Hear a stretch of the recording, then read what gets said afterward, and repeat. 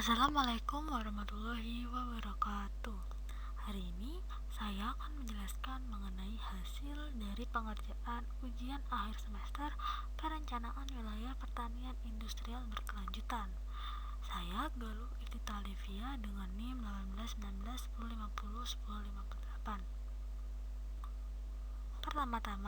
Dari pertanyaan pertama adalah jelaskan aspek-aspek disertai dengan ilustrasi penerapannya relevan dengan perencanaan wilayah pertanian industrial.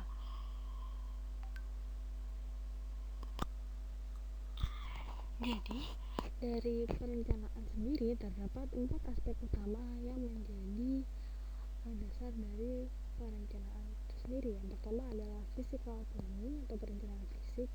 Nah, perencanaan ini diperlukan untuk menentukan dan merencanakan secara fisik pengembangan wilayah. Muatannya diarahkan kepada pengaturan tentang bentuk fisik dan jaringan infrastruktur yang menghubungkan beberapa titik simpul aktivitas. Nah, untuk perencanaan pertanian industrial sendiri, perencanaan fisik ini melingkupi mengenai infrastruktur apa saja yang mungkin diperlukan pada suatu wilayah pertanian industrial hingga pengaturan lahan dan lokasi titik-titik lokasi yang penting. Kemudian yang kedua adalah makroekonomi planning atau perencanaan ekonomi makro yang membahas mengenai perencanaan ekonomi wilayah yang ada.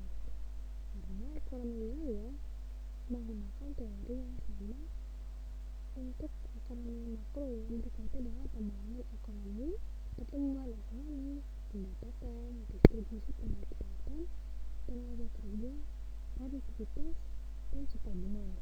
Sehingga pada perencanaan wilayah pertanian industrial ini penting untuk mengetahui struktur ekonomi hingga perputaran ekonomi yang ada di wilayah tersebut, mulai dari jaringan persebaran komoditas unggulan apa saja yang ada di wilayah tersebut, supply demand yang ada di wilayah tersebut, hingga pendapatan yang dihasilkan oleh wilayah tersebut.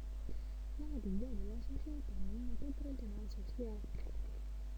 Pada perencanaan sosial ini disebutkan bahwa pembangunan pendidikan, kesehatan, integritas sosial,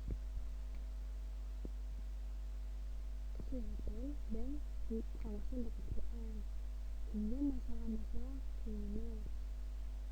Sehingga perencanaan sosial dilakukan untuk membuat perencanaan yang menjadi dasar program pembangunan sosial daerah.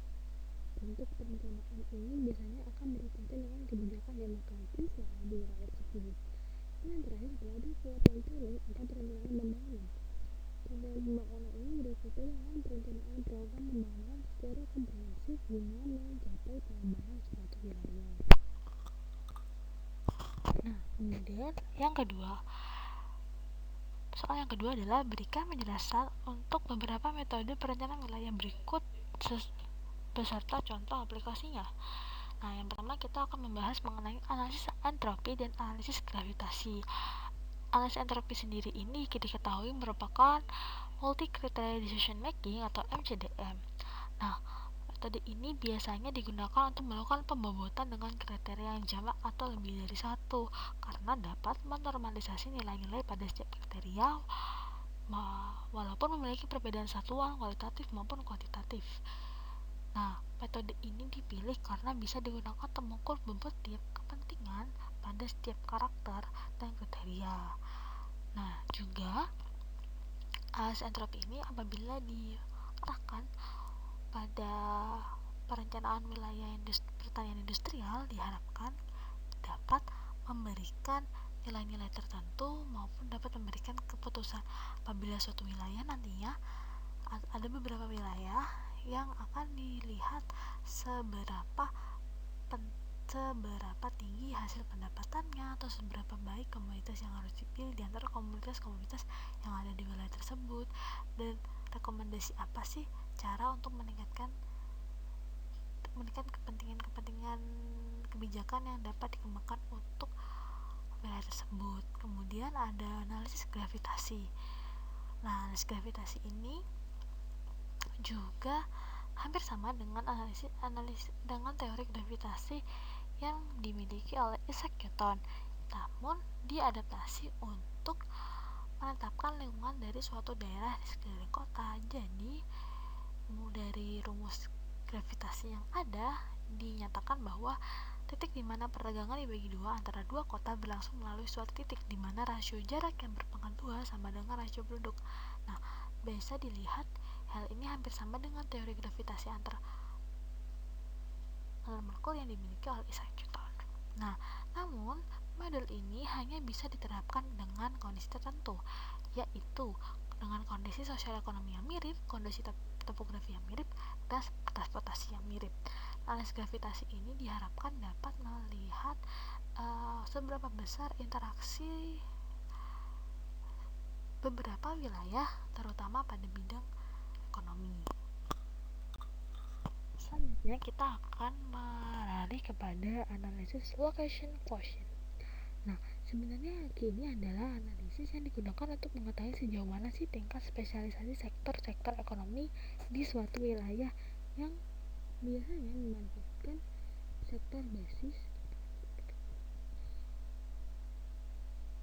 sektor basis atau leading sektor pada perekonomian disebut SA. Ia indeks yang menggambarkan pemusatan relatif suatu aktivitas dibandingkan dengan kecenderungan total di dalam wilayah. Indeks ini digunakan untuk mengetahui distribusi aktivitas di wilayah. Terus yang ketiga adalah indeks yang menggambarkan wilayah berdasarkan aktivitas-aktivitas yang ada dan memberikan pengetahuan tentang kekhasan suatu aktivitas pada suatu wilayah. Jadi analisis location quotient ini didasarkan pada sektor-sektor ekonomi. Jadi nantinya kita akan melihat apakah suatu sektor itu di daerahnya sudah dapat memenuhi kebutuhan yang ada di daerahnya atau belum. Jadi dapat melihat dia itu sudah memberikan kekhasan atau sudah menjadi sektor basis yang ada di wilayah tersebut. Nah, untuk analisis shift sendiri masih merupakan analisis yang digunakan untuk melihat sektor ekonomi, namun dilihat untuk mengetahui perubahan dan pergeseran sektor tertentu pada perekonomian regional maupun lokal yang dibandingkan dengan perekonomian nasional atau daerah yang lebih luas dalam kurun waktu tertentu. Jadi kita akan melihat baik pertumbuhan, pergeseran maupun adanya perubahan dari setiap sektor di setiap tahun. Penggunaan shift share ini dapat dispesifikasikan menjadi dua, yaitu untuk menganalisis dan untuk mengetahui pergeseran dan peranan perekonomian di daerah, serta untuk menganalisis perubahan-perubahan berbagai indikator kegiatan ekonomi di suatu daerah. Selanjutnya, nomor 3 adalah berikan ilustrasi Anda terkait dengan konsep perencanaan yang memiliki perspektif dan mempertimbangkan beberapa peran. Di sini kita akan melihat 3 perspektif, mulai dari lingkungan hidup dan ekosistemnya. Pemeliharaan keanekaragaman hayati adalah prasyarat untuk memastikan bahwa sumber daya alam selalu tersedia secara berkelanjutan untuk masa kini dan masa datang. Keanekaragaman hayati juga merupakan dasar bagi keseimbangan ekosistem, karena kita ketahui sendiri untuk menjaga dan melihat dan tetap mempertimbangkan keberlanjutan dari lingkungan hidup adalah salah satu prasyarat utama dalam proses perencanaan. Nah, kemudian yang kedua adalah perubahan iklim global, karena kita ketahui sendiri permasalahan climate change merupakan salah satu masalah utama yang sedang dihadapi dunia secara global. Penataan ruang wajib memperhatikan aspek kebencanaan yang berada di dalam suatu daerah dengan mengintegrasikan mitigasi bencana ke dalam rencana tata ruang. Upaya integrasi pengurangan risiko bencana ke dalam penataan ruang perlu dilakukan guna meningkatkan kualitas tata ruang untuk mewujudkan kota tangguh bencana dan berketahanan perubahan iklim. Jadi diharapkan apabila suatu perencanaan didasari oleh perspektif akan adanya perubahan iklim global, daerah tersebut dapat menjadi kota tangguh terhadap bencana. Dan yang terakhir adalah ketiga, partisipasi dan peran masyarakat. Proses perencanaan ini diwujudkan melalui musyawarah, di mana sebuah rencana dibahas dan dikembangkan bersama semua pelaku pembangunan atau stakeholder, mulai dari aparat penyelenggara negara, baik eksekutif, legislatif, dan yudikatif, masyarakat, rohaniwan, dunia usaha, kelompok profesional, hingga organisasi-organisasi non-pemerintah.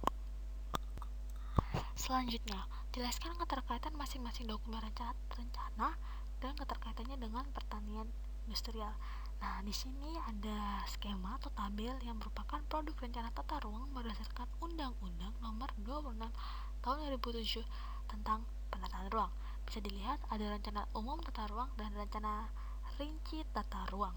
Pada rencana umum tata ruang sendiri terdiri dari RT/RW atau rencana tata ruang wilayah mulai dari nasional, provinsi, dan kabupaten hingga di bawahnya ada RT/RW kota. Nah, selanjutnya untuk rencana rinci tata ruang sendiri itu akan dibagi mulai dari rencana tata ruang strategis hingga rencana detail tata ruang. Rencana tata ruang strategis ini bisa mulai dari pulau, kepulauan, strategis, dan lain sebagainya. Juga nanti di bawahnya ada rencana tata hubungan dan lingkungan yang merupakan rencana rinci tata ruang. Selanjutnya, nah, itu adalah soal terakhir dari soal ujian akhir semester ini. Terima kasih atas perhatiannya. Saya Galih Cita Olivia mohon undur diri dan minta maaf apabila ada kesalahan kata maupun ketidakjelasan yang saya lakukan. Sekian, wassalamualaikum warahmatullahi wabarakatuh.